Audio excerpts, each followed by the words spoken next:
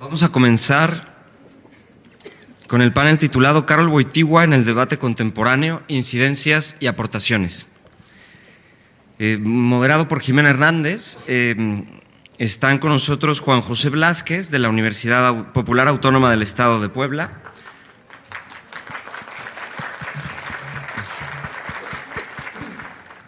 El profesor Alfred Wierzbicki, del Instituto Juan Pablo II de la Universidad Católica Lublin, Polonia.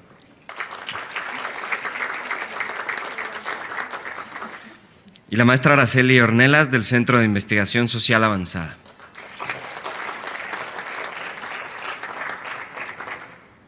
Adelante, Jimena. Muy buenas tardes a todos. Vamos a dar inicio a la última mesa de esta tarde. Igual que en la mañana, vamos a tener una dinámica donde cada uno de los ponentes harán su participación en un orden ya establecido. Ellos tendrán alrededor de entre 20 y 25 minutos para hacer su ponencia y al final haremos un tiempo de preguntas y respuestas. Les pido por favor que aquellas personas que durante la ponencia vayan pensando en alguna pregunta puedan formularla de manera muy concreta, porque sí tenemos un tiempo exacto y medido para poder desalojar después el aula y es importante mantener el orden en los tiempos. Vamos a iniciar primero con el doctor Alfred Wierzbicki.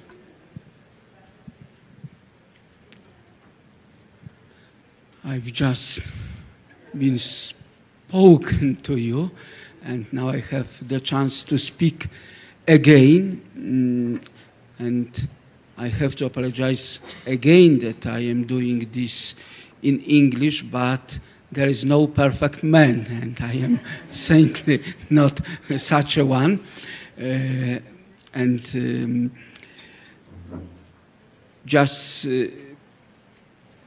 Preparing to this panel, I had a different idea to present, but today, during lunch and during a short conversation with Father Julian, who is left, I changed my topic.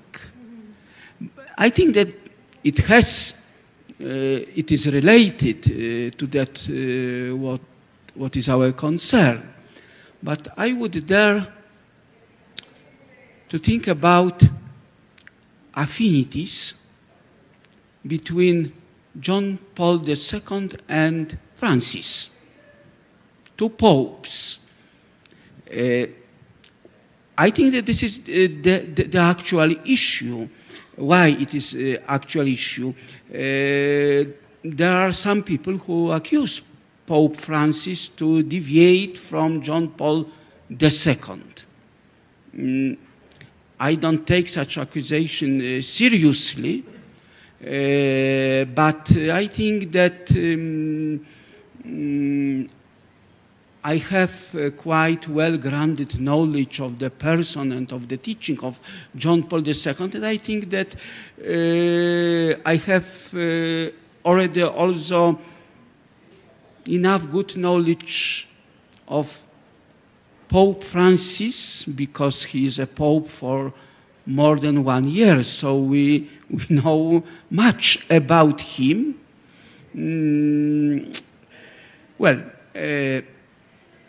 I would say that they have very similar, it does not mean the same, but similar experience of the church before they became the bishops of Rome.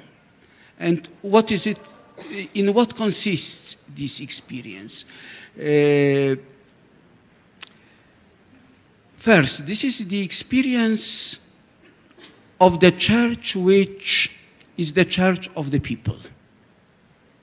And I think that this is very important, that we look at the church as the people of God who is in a journey through the history. that we don't look at the church as from the perspective of the bureaucracy, of the office.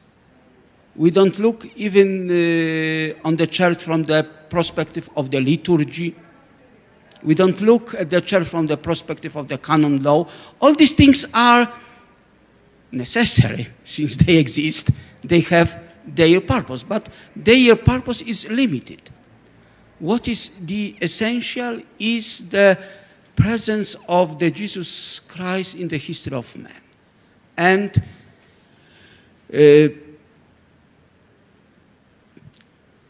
I am not so familiar with the history of the South America, of the Latin America, or as Rocco Buttiglione is, and he used to come to America, to Latin America, since early 80s, but I think that it is very important and valid what he said this morning, that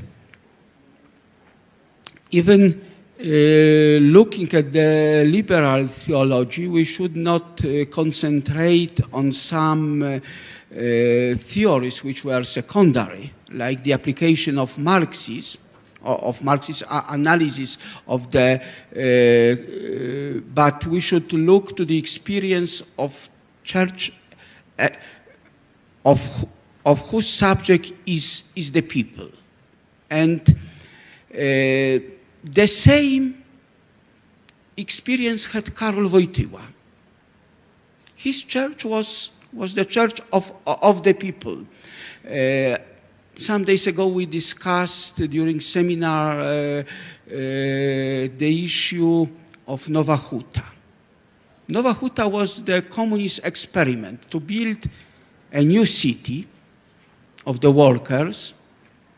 They lived 100,000 of the workers, and the design of the Communist Party was a city without any church.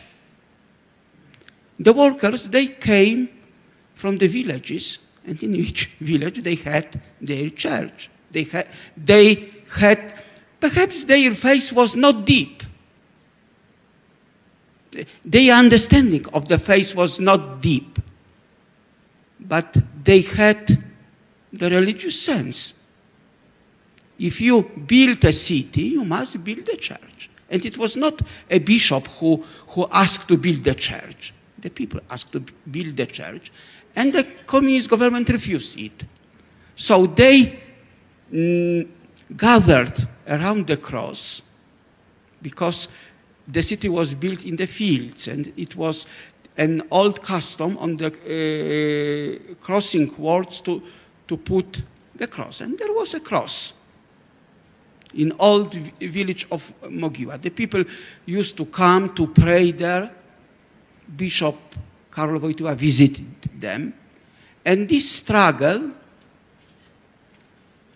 started in 60s, around 62, 63, and it ended when he became Pope. On that time, the church was, the first church in Nowa Huta was built. But it was the experience of a bishop who does not deal with very advanced theology. Well, he was quite familiar with theology. Even liturgy was not so much important because there was no church to celebrate the Holy Mass. But there was a church of people. And I think that this is something which unites the Polish background of Karol Wojtyła and also the background of Cardinal Bergoglio, who became Pope Francis. So this is the first point. The second point of affinity, I think that they had very good laboratory of learning how to be bishop. Well, one is appointed a bishop by the Holy See, but it does not mean that he is already, how to say, accomplished bishop. He must to find his way in the church. And I would say that both Karol Wojtyła and Jorge Bergoglio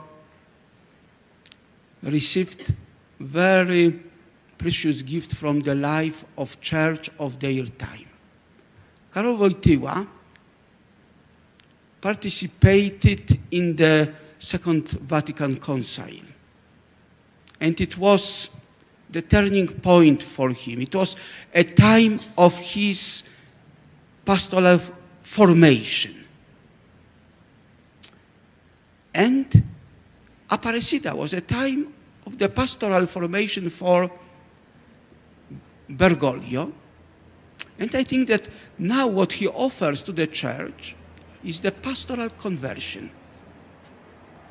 Conversion is not only, should not be limited to the conversion from sin.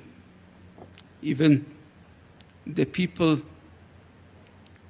who live in the grace, they need the conversion.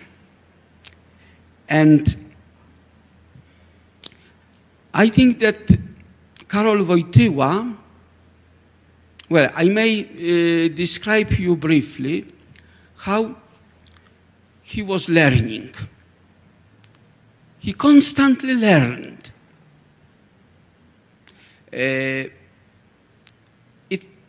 This process of learning started in Kraków. He organized many groups of the scholars around him, not only of the theologians, of philosophers, but the scientists. There were two groups. One was a group of philosophers and theologians. They called the private seminars, not for themselves, but because Karol Wojtyła wanted to learn something from them, and another seminar for the scientists. When he became Pope, he continued to have these two seminars during August in Castel Gandolfo when he went for vacation. Then these philosophers groups, in the beginning it was a groups of the Polish philosophers, then it increased. Many very prestigious intellectuals were invited to the colloquia in Castel Gandolfo, but there was also this rather Polish group of the Polish scientists who were also invited. But when he became bishop, he did not have enough time to read books. And he did not read much.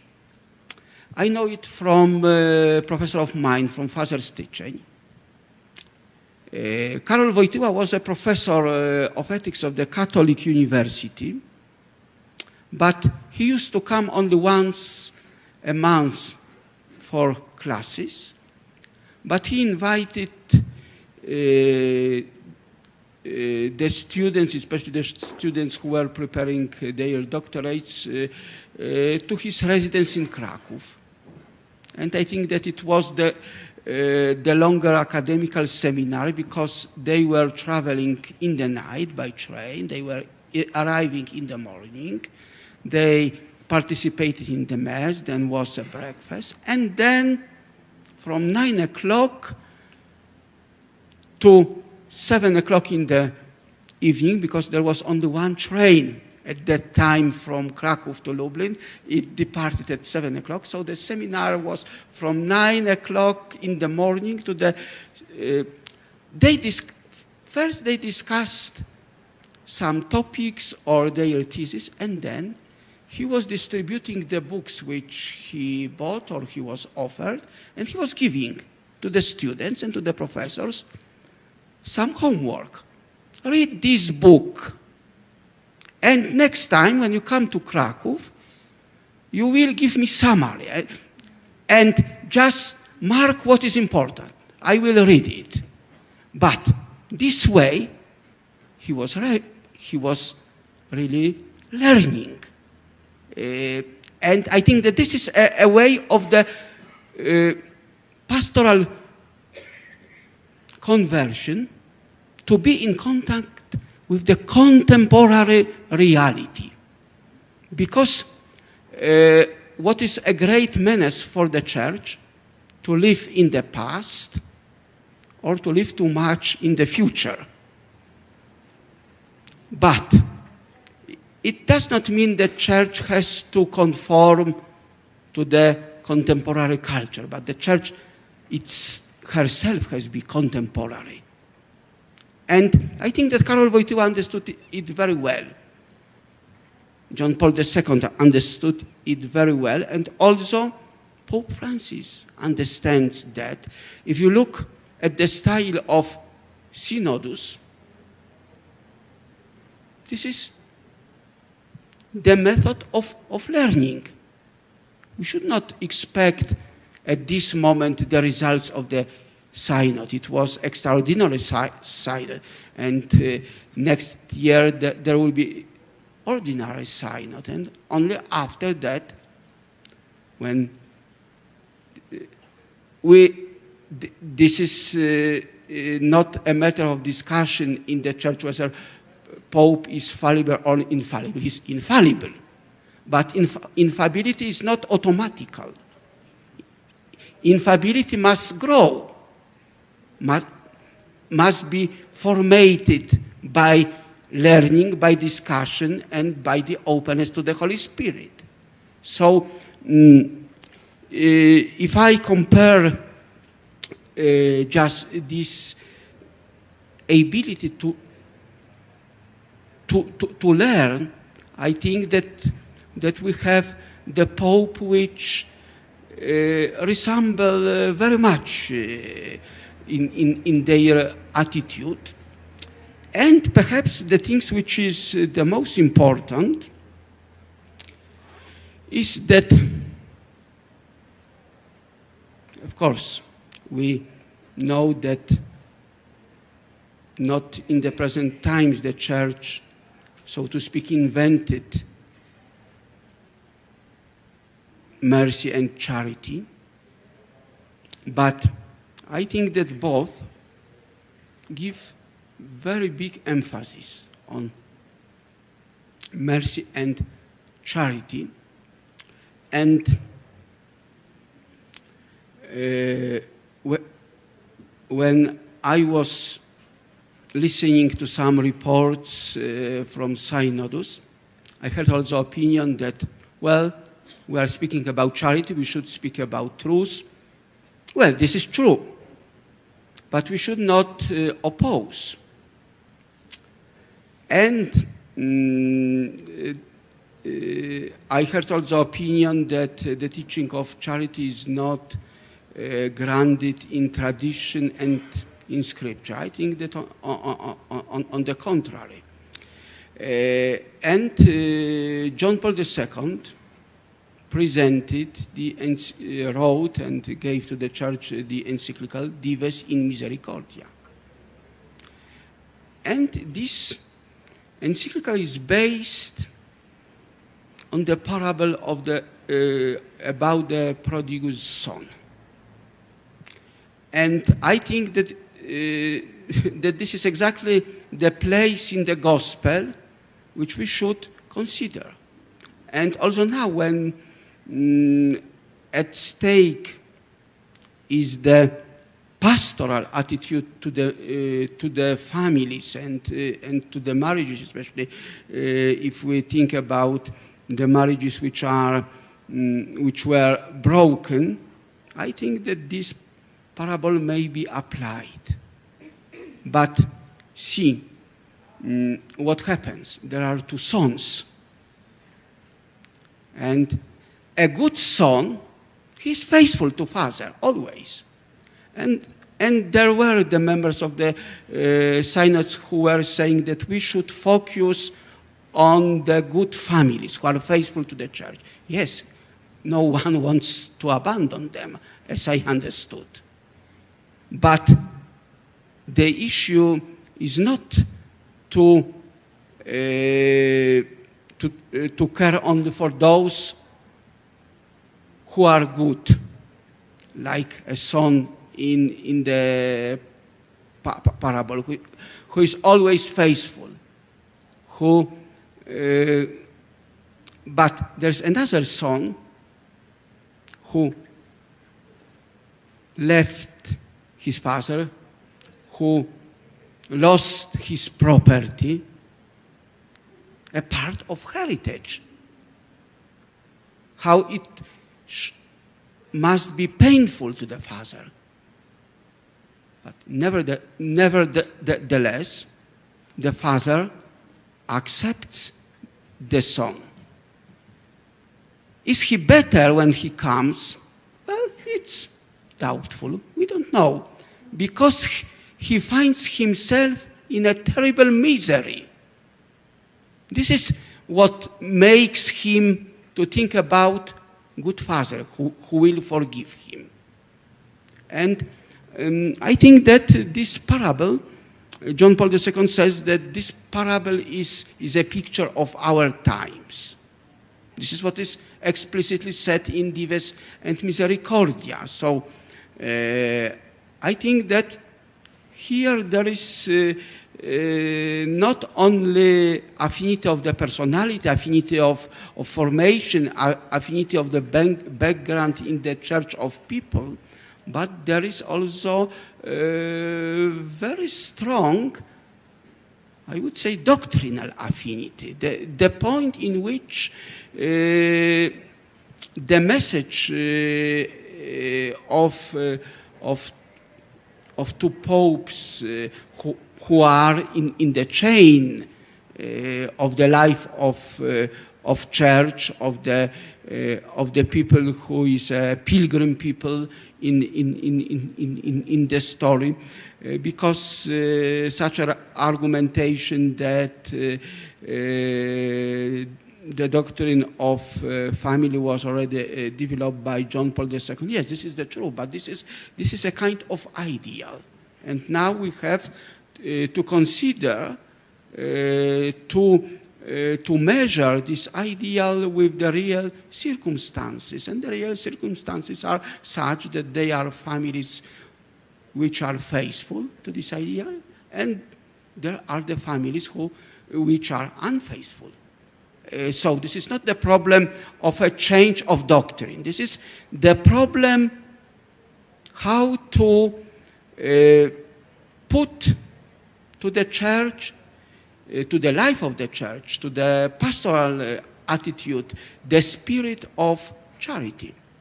And I think that this is this great event of a church of our times, that Pope Francis wanted this issue to be discussed, not for just polemics, because it is pointless only to confront the different points of view, but to find such solutions which may help many families, many men and women to be deeper rooted in the life of the church. So my time is over, so thank you very much.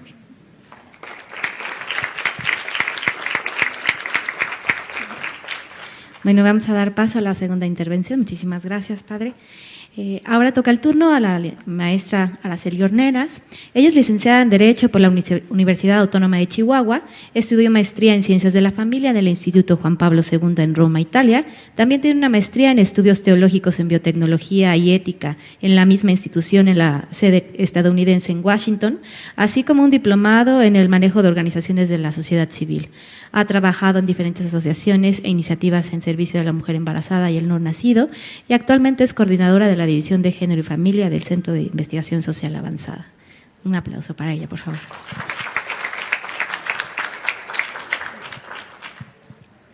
Bueno, pues como seguramente hemos venido reflexionando a lo largo del día, la persona de Juan Pablo II impactó el mundo no solamente por sus ideas, sino porque fue un testigo de la verdad que predicaba. Y bueno, fue un signo de contradicción.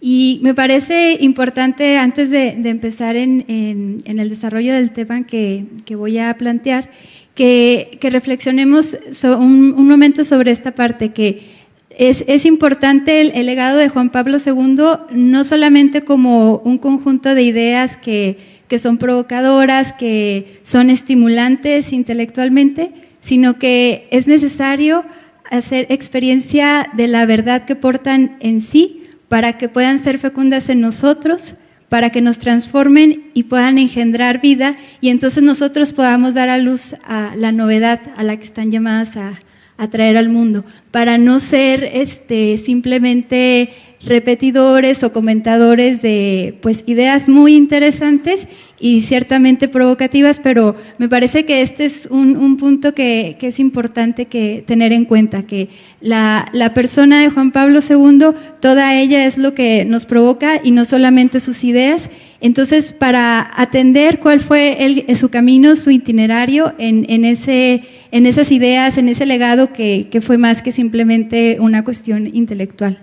Y por eso acercarse al pensamiento de Juan Pablo II, yo pienso que es desafiante en primera persona, porque su método nos indica hacer experiencia de la verdad.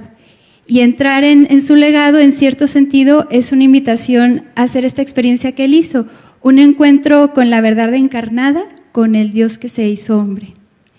Entonces, bueno, creo yo que bajo esta premisa, que ahora el tema, voy a seguir un poco con el argumento del padre, si reflexionamos sobre el legado y ahorita cuáles son los debates contemporáneos, me parece que una de las grandes aportaciones de Juan Pablo II fue en el tema de la familia.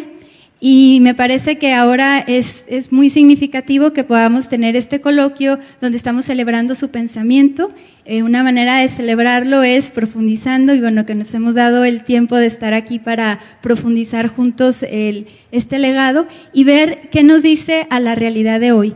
Y ahora en este marco del Sínodo de la Familia, creo que es muy importante que volteemos a ver el legado, pero no como se nos decía en la mañana en el mensaje de inicio, no en un tono de nostalgia o como una cuestión nada más de voltear hacia atrás, sino cambiar la mirada para dejarnos interpelar y ver qué nos dice para atender la situación ahora de las familias. Y bueno, siguiendo aquí la reflexión del padre, creo que estos desafíos de las familias no es un interés solamente de la Iglesia Católica, porque estamos ahorita en el tiempo del sínodo.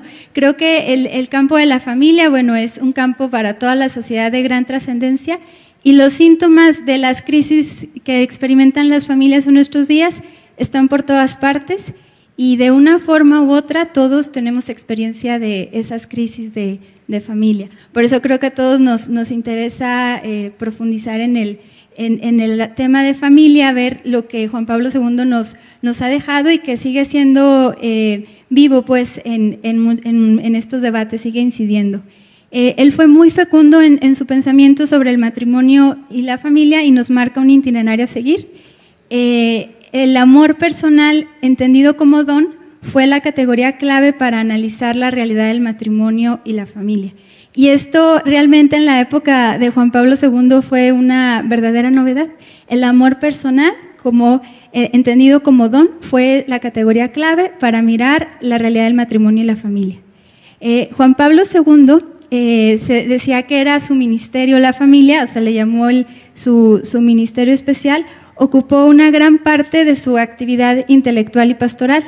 Para él, y esto es también muy interesante ver que para Juan Pablo II la pastoral y el trabajo intelectual no eran dos cosas separadas, sino que estaban intrínsecamente ligadas.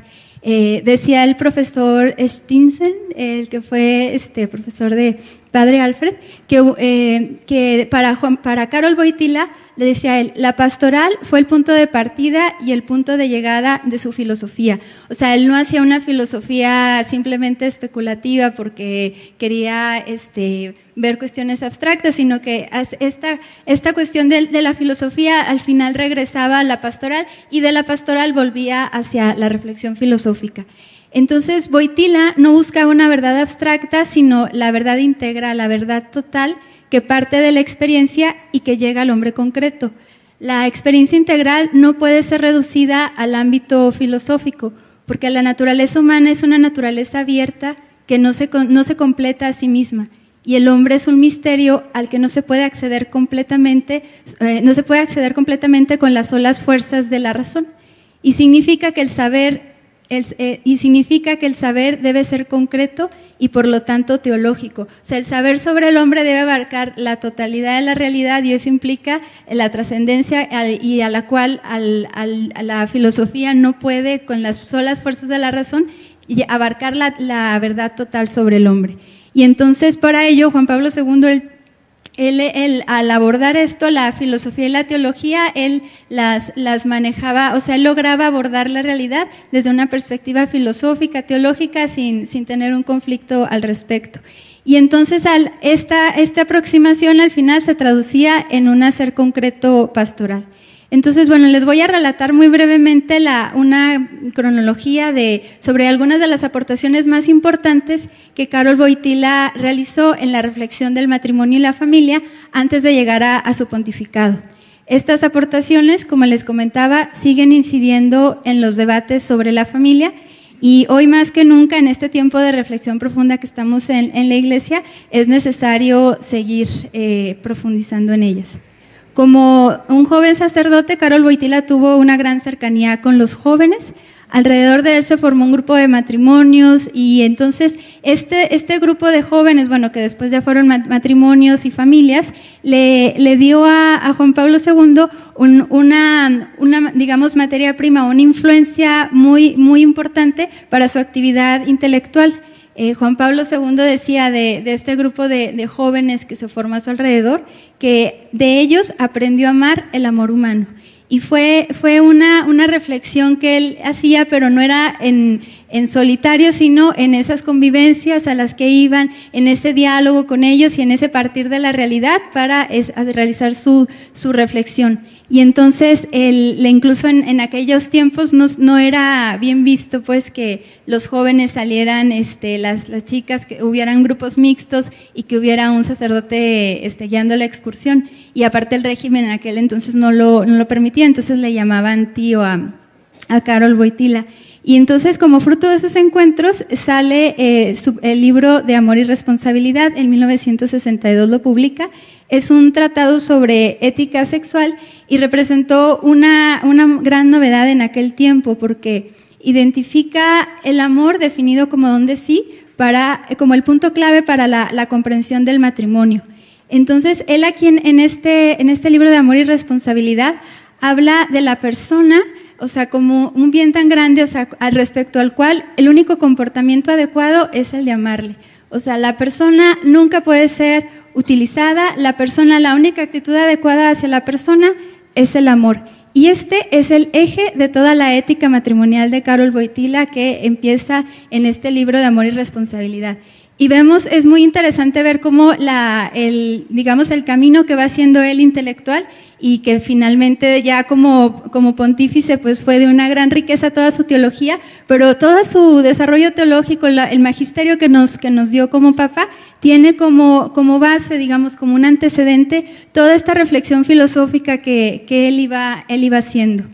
Y entonces, luego después de que se publique este libro, fue la época del Concilio Vaticano II, y ya terminado el concilio, siendo ya arzobispo de Cracovia, fue nombrado miembro de la Comisión Pontificia para las Cuestiones de Matrimonio y Familia.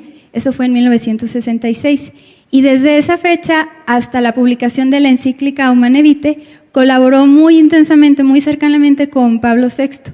Y Pablo VI, pues como sabemos, esta encíclica Humanae Vitae fue una encíclica que causó una gran polémica en aquel entonces, y bueno, Karol Wojtyła era parte del equipo que lo asesoraba. Y entonces esta encíclica tiene uno de los puntos más importantes que nos pone en esta encíclica Pablo VI, que acaba de ser beatificado, es que habla de la inseparable conexión de los dos significados del acto conyugal, unitivo y procreativo. No puedes separarlos, si los separas, destruyes el acto. Entonces, Juan Pablo II, Karol Wojtyła en aquel entonces, estaba él, con toda esta visión personalista, toda esta ética de la sexualidad que empezó en Amor y Responsabilidad, pues él quiso aportar la antropología pues que hay detrás de decir de esta unión en el acto conyugal, pues que después eso fueron las catequesis del amor humano, la que conocemos ahora como la teología del cuerpo. Entonces, para Karol Wojtyła, cuando sale esta encíclica, una de las grandes aportaciones que hizo fue aportó una interpretación a lo que fue el número 12, que es el número de la encíclica donde se dice de manera explícita de esta inseparable conexión. Dice que para comprender el acto conyugal como un signo se debe interpretar desde el sujeto que lo realiza, sin negar que este acto tiene una naturaleza objetiva. Su contexto principal es la conciencia humana, y no todo acto conyugal es un acto de amor al nivel que corresponde a la persona. Él entonces da una visión desde la persona, obviamente totalmente de acuerdo él con la encíclica y con esta visión, pero para él faltaba aún profundizar más pues en la antropología. Dice Juan Pablo II, el amor no puede simplemente ser identificado con el acto conyugal, sino que debe ser buscado en las personas, en su conciencia, elección, decisión y responsabilidad moral. Por tanto, junto al significado objetivo del acto conyugal, existe el significado que los propios cónyuges le otorgan. Aquí la primacía de la persona, y esto fue también una gran novedad en aquel tiempo.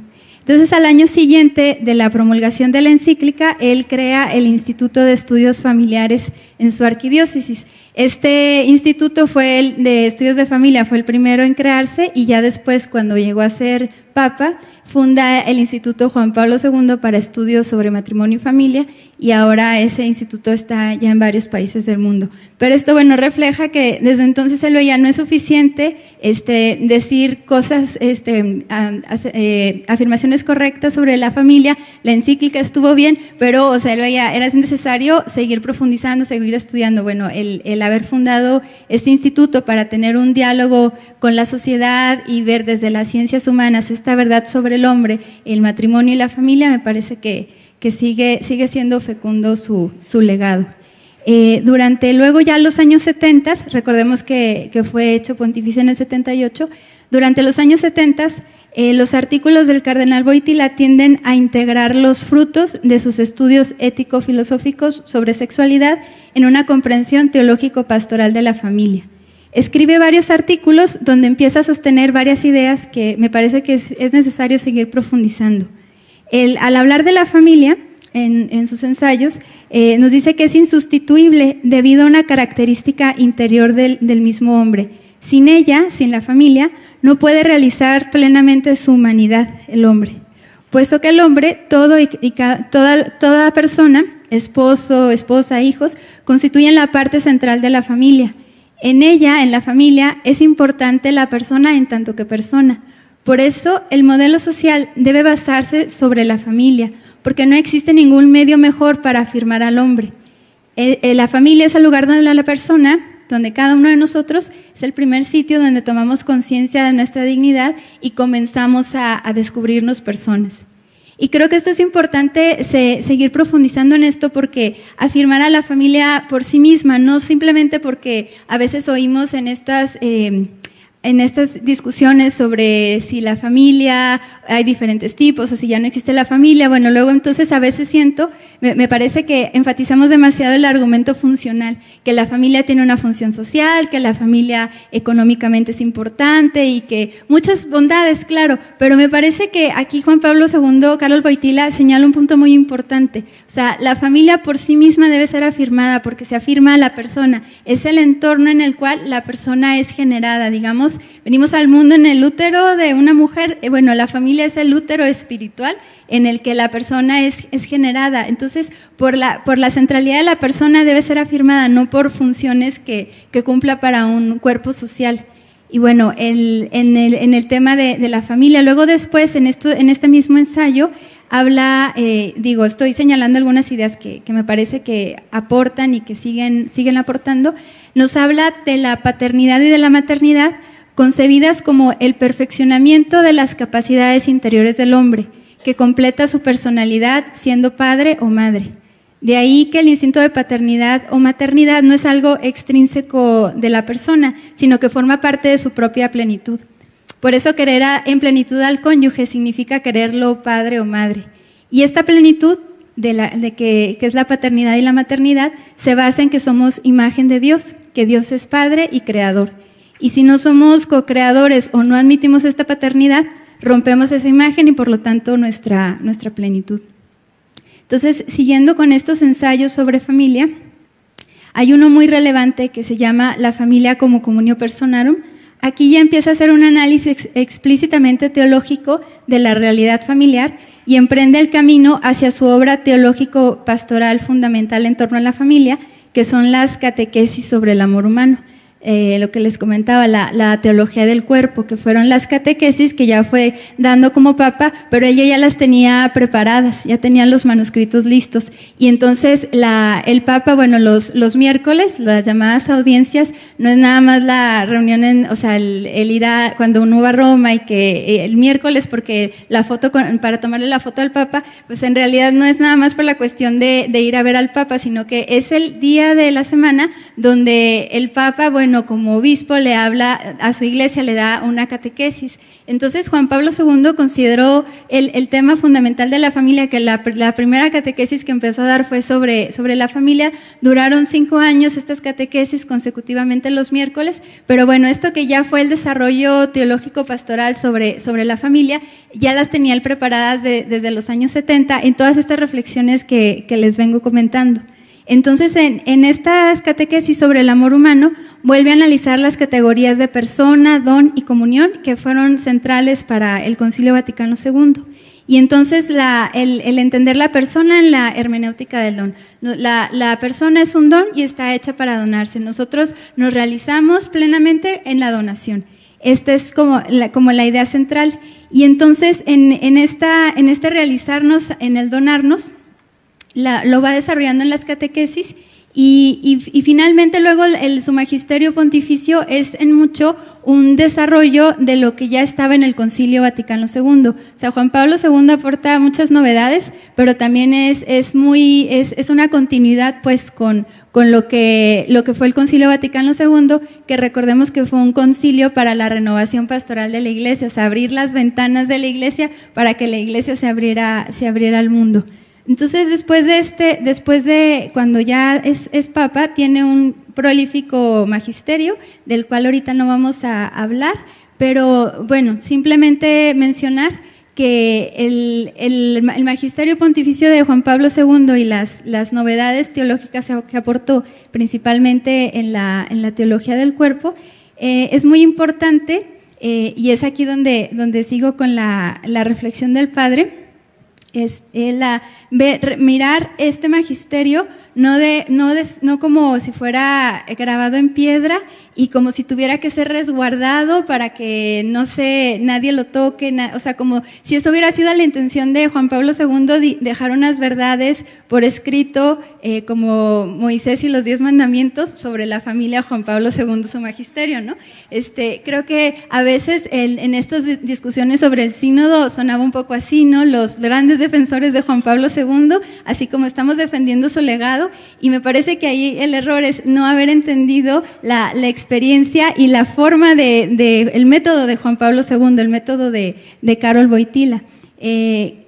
Bueno, les decía que es necesario profundizar su pensamiento para ir a la fuente de la novedad, que su método filosófico es un antídoto contra el intelectualismo ante los desafíos que tenemos delante.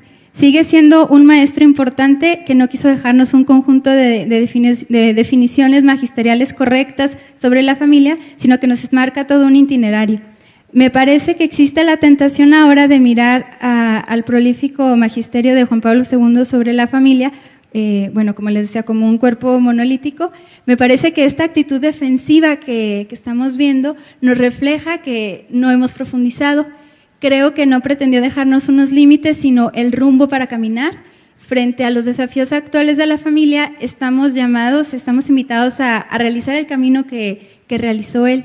Entonces, pienso yo que esta reflexión creativa sobre el legado de Juan Pablo II, o sea, pensar profundamente sus contenidos, más que repetirlos, interpretarlos o comentarlos, pienso que implica dejarse penetrar por las palabras de Wojtyla para concebir, para engendrar un discurso que es verdaderamente hijo de esa palabra y traer la novedad que es tan necesaria. Ese pensamiento reflexivo y creativo no puede llevarse a cabo en solitario, sino que necesita la comunión con los otros, del diálogo. Para que sea fecundo, debe acontecer dentro de la conciencia de una comunión profunda. Y entonces es aquí donde es fundamental que sea en comunión, o sea, en comunión con los otros, y no simplemente en un asentimiento. Pienso yo que esta reflexión creativa nos implica dejarnos interpelar y nos implica un diálogo, que luego esto es un reto muy grande. Será una experiencia, al poder estar en esta comunión para pensar creativamente el magisterio de Juan Pablo II, necesitamos hacerlo en comunión, su itinerario intelectual, para que este itinerario intelectual no se convierta en un intelectualismo y que podamos pensar juntos sobre los desafíos que enfrentan las familias de nuestro tiempo y responder con la creatividad que es necesaria. Y solamente con esa mirada renovada, en esa vivencia de una comunión verdadera, el amor nos lo explicará todo. Muchas gracias.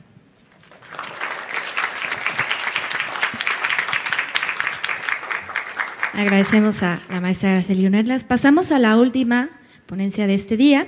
Vamos a presentar a Juan José Blázquez, que nos acompaña el día de hoy. Él es licenciado en Filosofía por la Universidad Popular Autónoma del Estado de Puebla. Tiene estudios doctorales en Filosofía de la Naturaleza y Ciencias Naturales en la Universidad Católica de Lublin, Juan Pablo II en Polonia. Es también profesor de Ciencia y Fe en el Pontificio Seminario Palafoxiano de la Arquidiócesis de Puebla. También es director adjunto del Centro de Estudios en Ciencia y Religión de la OPAEP.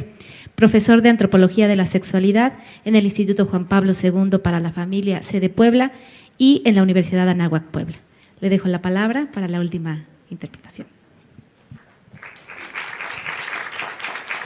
Muchas gracias, agradezco la invitación del CISABI. Quiero decir solo que me honra mucho estar aquí con todos ustedes. Lo bueno de estar al último es que me han ayudado todos los que me han precedido, ¿no? Sobre todo porque siendo filósofo o intentando serlo, pues es quizá la única esperanza es que aplaudan mucho porque es la última sesión.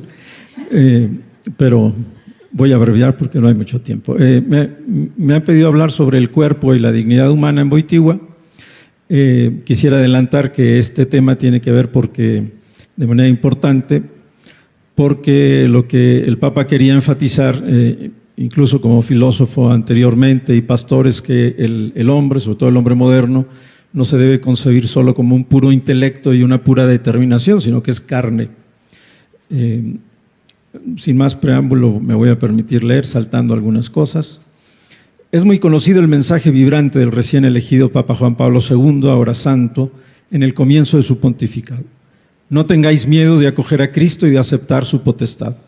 No temáis, abrid más todavía, abrid de par en par las puertas a Cristo. Y repetía diciendo, no tengáis miedo, Cristo conoce lo que hay dentro del hombre, solo Él lo conoce. Difícilmente encontramos hombres como Él, aunque existen, claro está, que son capaces de hablar así, abriéndole su corazón entero al corazón de los hombres y las mujeres, con un optimismo inaudito, en la esperanza de que desde lo más profundo de su conciencia despierte el amor por la verdad sobre sí mismo.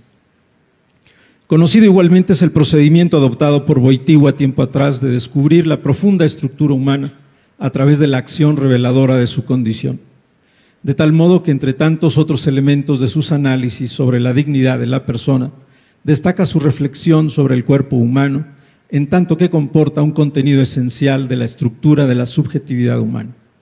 Esto es, el dentro o interior objetivo del hombre, que decide su condición de valor indisponible o dignidad, es también cuerpo. Pero la reflexión que hace Wojtyła sobre el cuerpo, convenientemente, es la de éste en cuanto a actividad de la persona en el mundo. Esto es, se trata de una reflexión sobre unos actos que dan a conocer a la conciencia una estructura ontológica cuyos rasgos definen la humanidad y la personalidad en tanto que realidad concreta y viva. Así entonces, el análisis de la corporeidad como elemento esencial de la estructura interna de la persona humana resulta un paso ineludible de la vía antropológica wojtyliana. Es precisamente esta rica consideración antropológica de la corporeidad la que constituye una aportación inestimable para la cultura de nuestro tiempo, porque ha sido Wojtyła quien se ha atrevido a señalar un camino antropológico a la moral y a la religión, antes que encerrar a estas en dos visiones, por lo menos, sin salida sobre el cuerpo humano. Una, la de un racionalismo intelectual puro, pero estéril respecto de la vida concreta de los hombres, propio de una ética imperativa del deber ser abstracto y del dogmatismo religioso autoritario. Otra, la de un racionalismo servil, ciego y torpe, propio del positivismo utilitarista y del pragmatismo subjetivista. No, era necesario situarse más bien en el centro de la experiencia humana sobre el cuerpo que conduce a la revelación del ser total y trascendente de la persona humana, justamente desde la corporeidad, es decir, a la manifestación del humano que hay en el hombre y la mujer gracias a la corporeidad, no a pesar de ella. No obstante, Wojtyła no construye tampoco una antropología encerrada en un paréntesis inmune a la moralidad y a la religiosidad. Todo lo contrario, justamente el acto moral y la búsqueda del sentido resultan ser los hechos o actos que más propiamente revelan el dentro o interioridad de la persona humana, su corazón o centro. En estos actos muy espirituales, que no necesariamente sobrenaturales, el cuerpo humano aparece de nuevo como subjetividad objetiva de la persona que los realiza. Comprender esto fue la tarea a la que dedicó notables y múltiples esfuerzos, como espero poder mostrar. He dividido en tres partes esto. La primera es el cuerpo humano como signo de un yo personal en el mundo. En un importante discurso a la Pontificia Academia de Ciencias sobre la evolución, decía el Papa que la evolución es algo más que una hipótesis, aceptando que es una explicación científica consistente, aunque es una explicación abierta, como señalaron en la mañana. Pero la evolución biológica no es un dogma, aun cuando sea la mejor explicación con que contamos por el momento. Esto lo menciono porque el Santo Padre volvió a repetir que en el caso del hombre, su aparición se debe a un acto personal de creación por parte de Dios. Pero eso no excluye la actuación de los mecanismos naturales que operan en la generación y evolución biológicas. Somos seres naturales. Esta visión del evolucionismo compromete el cuadro descrito compromete la dignidad humana. ¿Será acaso una verdadera humillación como la que pensaba Freud? No necesariamente para quien reconoce su composición biopsíquica, cuya integración originaria con la experiencia de la trascendencia tiene un sentido fundamental para la comprensión adecuada de la dignidad humana. Los hechos vividos como actos de una subjetividad interior, de una autoconciencia del cuerpo, de tal modo que tener cuerpo no solo es padecerlo, sino vivirlo como propio, experimentarlo como una dimensión esencial del yo. No se tiene un cuerpo, sino que se es cuerpo. En otros términos, la conciencia de la acción humana, corpórea y finita, nos descubre que no somos objeto, sino sujeto. Porque el hombre está capacitado, dice Wojtyła, para objetivar de modo cognoscitivo todo lo que le rodea. El hombre no es un cuerpo más entre los cuerpos, sino un rostro y una voz que reclaman nuestro reconocimiento y solidaridad. Incluso cabe decir que el ser humano se encuentra con que él mismo es un poder sobre el mundo de los cuerpos que no es ya espontáneo, sino fruto de este conocimiento y de una libre elección. Por eso, a medida que crece hoy en poder científico-técnico, al menos en las sociedades donde esto se da, como se señaló antes, está llamado a defender su dignidad, es decir, la verdad de sí mismo como persona y aún a proteger la naturaleza que depende de su ser. Este es un reclamo igual de Wojtyła. Segunda sección, el cuerpo en cuanto sujeto de la dignidad humana. El cuerpo, insistía Wojtyła, se constituye en signo de la persona. Un cuerpo revela a la persona humana en el mundo porque actúa y actúa en el mundo de la naturaleza por ser cuerpo.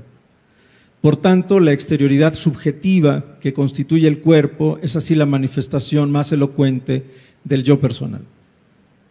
Estamos hablando del mundo de las relaciones humanas, del lenguaje, de la cultura y de las instituciones que se pueden definir como exterioridad de la persona y por lo tanto la exterioridad de una subjetividad no reducible, como decía el padre Wierzbicki antes. La conciencia de esta irreductibilidad del sujeto humano al mundo natural sin dejar de ser a su vez naturaleza, es decir, la trascendencia del hombre respecto del mundo de los objetos que le rodean, exige, sin embargo, una educación. Se necesita de una epistemología educativa que permita descubrir a través de las acciones más humanas, y de entre las más humanas, como bien ha señalado Araceli, el amor. El amor como obras, como la realidad más personal expresada corpóreamente.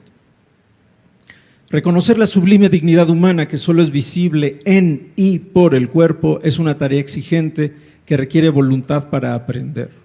Las reacciones físicas, las reacciones emotivas se padecen, el amor se aprende.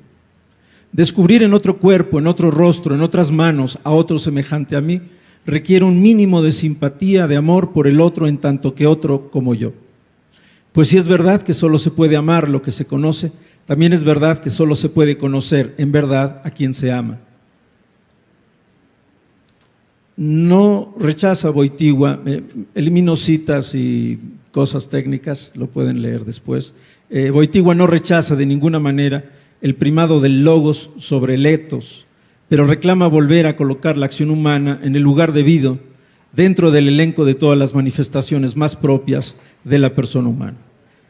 Esto supera con mucho la voluntad de poder, la voluntad de saber, por una voluntad de la verdad y una voluntad de amar. En efecto, en esta otra dimensión el cuerpo aparece también como sujeto de moralidad, de sensibilidad humana, de compasión, de solidaridad, de altruismo, de sensibilidad estética y de fascinación por la persona. He aquí la mejor relación proporcionada y adecuada, aunque quizá asimétrica, entre naturaleza y cultura. El hombre es capaz de amar, de salir de sí a otro, de expresarlo con el cuerpo y la palabra. Esto es lo que está en la estructura antropológica del hombre. Esta es la verdad sobre sí mismo, la que lo puede hacer auténticamente libre. Última parte, 4 minutos, espero que haya más misericordia. Hay un poco más. 5 minutos más 4, 9. Bien. El cuerpo como principio de interrelacionalidad personal. El amor se trata sin duda de una elección personal, pero no es una elección creadora, sino reveladora de la verdad del amor, de la verdad del hombre. La autoconciencia del cuerpo como sujeto personal nos revela que el cuerpo persona es un yo, pero esto también nos revela, si somos capaces de salir de nuestro ensimismamiento, nos revela la existencia de un tú en el otro cuerpo, en el otro encarnado. La persona humana es así una estructura de pregunta y de respuesta, porque el ser irreductible irreductible al mundo, en tanto que no es un mero objeto, se hace un sujeto amable, pero en tanto que amable exige una respuesta adecuada. En otras palabras, el ser humano es ontológicamente un don, el más grande don del mundo visible para sí mismo, que suscita asombro y sorpresa, pero que también nos descubre la responsabilidad estructural de la que es capaz por sus actos más propios, los de la autoconciencia y la libertad con las que ha de definir su posición existencial frente al otro. La respuesta más adecuada, como dice Araceli, en el pensamiento de Wojtyła, es el amor. En este sentido, la corporeidad humana es apertura y relacionalidad al otro desde el ámbito más natural de reacciones físicas, psicosomáticas y emocionales. El dinamismo de la corporeidad frente a una persona suscita las más variadas respuestas que son intencionalmente personalistas y direccionalmente excéntricas, es decir, orientadas a hacernos salir de nosotros mismos hacia los demás para encontrarnos y reconocernos mutuamente como semejantes. Más todavía, están orientadas a posibilitar por lo mismo, pero de modo excelente por la reflexión y el autodominio, a reconocer recíprocamente la gratuidad del don de ser personas. De lo contrario, el dinamismo propio de la espontaneidad de las reacciones, despojado de la verdad sobre el hombre, nos conduce a la esclavitud del cuerpo o al dominio del deseo de satisfacción posesiva e instrumental de la persona humana. Por otro lado, la capacidad estructural real de la interioridad objetiva del cuerpo para hacer posible la mutua donación de sí mismo a otra persona como tal, revelan la grandeza y dignidad del cuerpo. Me salto muchas cosas. Los vínculos o lazos interpersonales pueden llegar a la más íntima realización, convirtiéndose en la communio personarum, en la comunión de las personas que tanto apreciaba el Papa San Juan Pablo II. Esto es el reconocimiento antropológico vital de la experiencia moral de la vocación al amor como interpretación de las vidas de dos o más personas. Se trata de una apertura estructural a la donación recíproca de sí como personas. De este modo, el cuerpo se enaltece como el lugar del encuentro, el lugar del descubrimiento, de la intersubjetividad vital y fecunda, el lugar de la mutua pertenencia que nos hace reconocernos no solo capaces de vivir uno junto al otro, sino uno para el otro. Esto le llevó naturalmente a desarrollar y con gran profundidad una reflexión sobre la antropología de la sexualidad humana, que se ha señalado aparece en Amor y Responsabilidad y después en la Teología del Cuerpo. Y esto no podía ser de otra manera con él, solo que de un modo inesperado, inaudito podría decirse, pues se extiende más ampliamente en la consideración del cuerpo sexuado y en la sexualidad humana como subjetividad, relacionalidad, referencialidad, alteridad, complementariedad y reciprocidad a la luz del imperativo antropológico propio de su norma personalista, amar a la persona por la persona misma. Como la única respuesta al don gratuito y misterioso que es y representa. Incluso más allá de su audacia filosófica que le hizo reflexionar y comprender cómo el impulso sexual es un dinamismo propio del ser humano que expresa la necesidad no meramente de satisfacción fisiológica o psicoemotiva, sino de honda necesidad humana de comunión con las personas. Más allá de esto, luego encuentra que este impulso es más fuerte aún, porque en último término es una expresión del deseo de la comunión con Dios. Me salto otras cosas. ¿Ha sonado algo? Tenemos 5 minutos, entonces despacio porque faltan 3 párrafos. Pero enseña asimismo la verdad de la sexualidad humana como un misterio que nos revela más hondamente la humanidad del hombre y de la mujer en su identidad y diferencia, y de su vocación común al amor en la communio personarum, que nos lleva a considerar la sexualidad humana no solo como teofanía del Creador, sino como manifestación del misterio trinitario de Dios, de tal manera que por una parte nos descubre cómo, a la luz de las palabras de Cristo y de la Sagrada Escritura, en esta serie de catequesis del 79 al 84, denominadas Teología del Cuerpo por el mismo Wojtyła en la segunda catequesis del 12 de septiembre del 79, la humanidad no se entiende sin la sexualidad como estructura antropológica que hace posible la historia de la salvación. La sexualidad en el magisterio de San Juan Pablo II es considerada de este modo como camino de santidad, especialmente para los hombres y mujeres como esposos, pues ese modo de vida en el que media el cuerpo como sujeto de la dignidad personal es la realización y manifestación de la imagen trinitaria de Dios en el mundo a través de la humanidad de estos dos seres. Porque Dios, uno y trino, es comunión eterna de amor y de vida, de autodonación sin reservas de entre sí las divinas personas. Lo que hace que el Papa polaco exhorte a los esposos a ser profetas del cuerpo, de la verdad del cuerpo y de la sexualidad, como capacidad de responder al don fecundo de la persona mediante el don sincero de sí por el amor.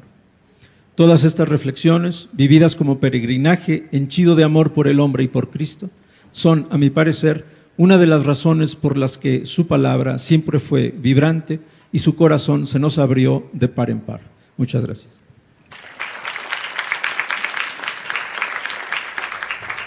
Agradecemos la participación del doctor Juan José Blázquez.